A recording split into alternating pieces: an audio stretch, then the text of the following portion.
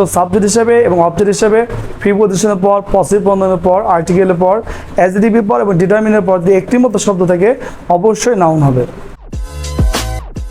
English problem, no tension, English medicine solution. আসসালামু আলাইকুম। English medicine এর পক্ষ থেকে আপনাদের শুভেচ্ছা। আপনারা যারা আগে আমাদের পার্সোনাল স্পিচের বিশেষ করে নাউনিক ক্লাসগুলো দেখেছেন, আজকে আপনাদের জন্য আমরা একদম সংক্ষিপ্ত আকারে নাউনের অবস্থান অর্থাৎ নাউন বাক্যের কোথায় কোথায় হতে পারে এই বিষয়টি ক্লাস নিব। সো আমরা আসলে সরাসরি ক্লাসে চলে যাই।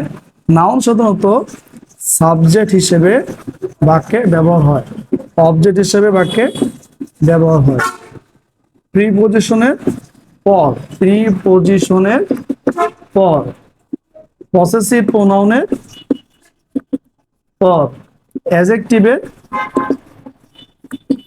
পর, আর্টিকেলের পর এবং ডিটারমিনারের পর, ডিটারমিনারের পর। তাহলে আমরা কি কি পেলাম?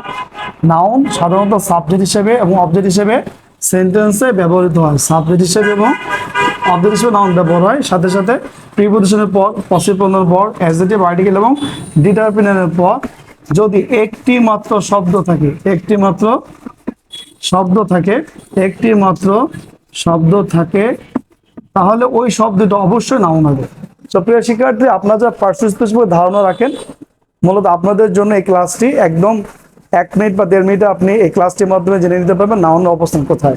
তো সাবজেক্ট হিসেবে এবং অবজেক্ট হিসেবে প্রিপজিশনের পর, পসিভ প্রনাউনের পর, আর্টিকেলের পর, অ্যাডজেক্টিভের পর এবং ডিটারমিনের পর যে একটি মতো শব্দ থেকে অবশ্যই নাউন হবে।